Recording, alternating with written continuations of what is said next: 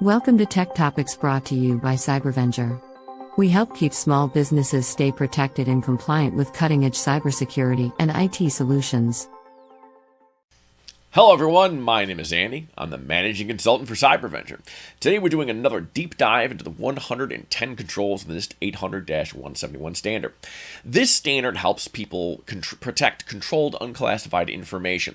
Now you need to do that if you're doing business with the Department of Defense or many other federal departments.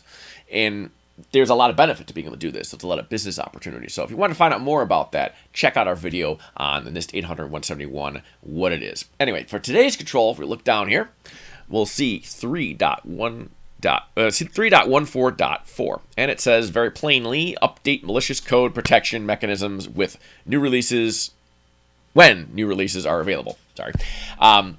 It's a real simple thing. It just sounds like basic antivirus definition updates, right? And you're not wrong. That's exactly what it is.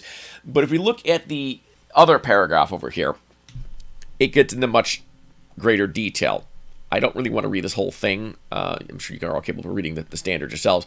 But the short version, as you're looking through here, is it talks about antivirus signatures need to be updated. There's a bunch of different technologies out there that can counter malicious code.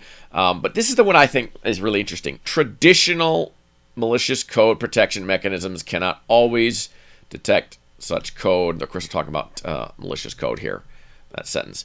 Okay, so why I think that one's significant is there's antivirus, which you think of, okay, you have signatures that look for viruses, and if it finds a virus in its database, it's bad and it stops it. And you have endpoint protection, or EDR, and endpoint detection and response, EDR. So EDR is way more intelligent than simply antivirus, and it sometimes takes the exact opposite approach. It blocks the thing unless it's in its whitelist database. But more than that, it looks for things that the particular piece of code is doing, if it's acting suspicious or not. There's a lot of heuristics in there.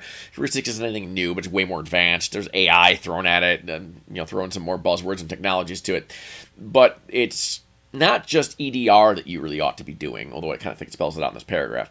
But the previous control, you got 3.1.4.1 and 3.1.4.3, and they all talk about being able to respond to alerts and things. There's also MTR, or Managed Threat Response.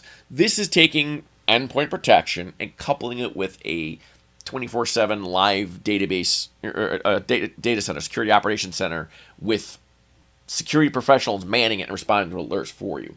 So if you're in a situation where you have to comply with any of those controls, pretty much anything in the family 3.14.1 through 7, you really are going to look at Managed Threat Response. And there's a lot of vendors out there that do that. You can get Sophos is a good vendor.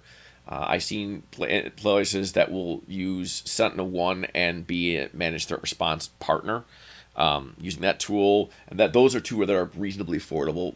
Some of the vendors I've worked with, this company called eCentire, they're amazing, and their bill is equally amazing. They're kind of, there's an equally impressive sized cost. So if you're trying to find something, if you're a smaller business trying to find something a little more reasonable, a little cost effective that is managed threat, Sofa's got a great program. Their EDR is Intercept X, but they do have a managed threat program. We partner with them. They do who would do our managed threat response. There's also SentinelOne's kind of coming out with them. There's now partners that are using SentinelOne, which is very low cost EDR compared, at least for what I've seen.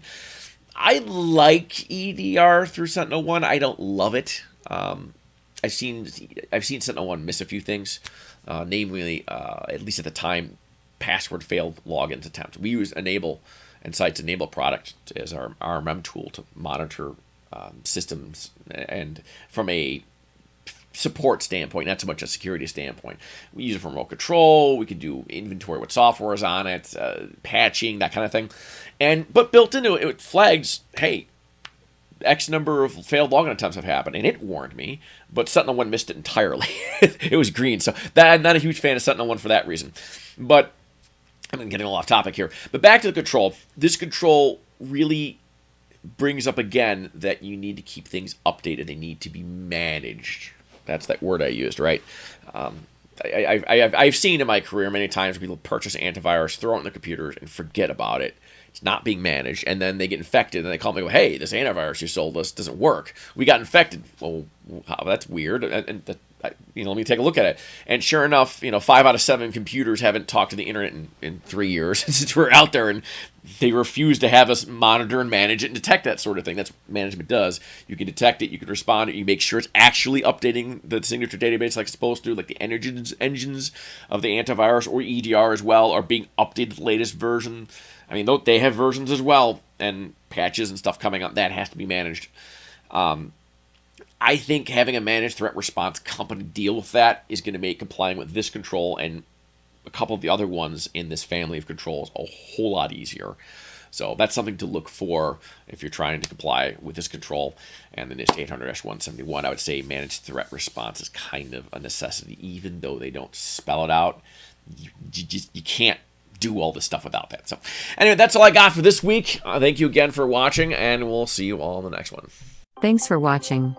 We hope this video has provided valuable information to you.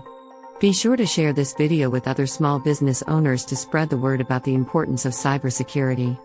As always, don't forget to like and subscribe for more videos like this. If you want more information about cybersecurity, visit us at www.cybervenger.com.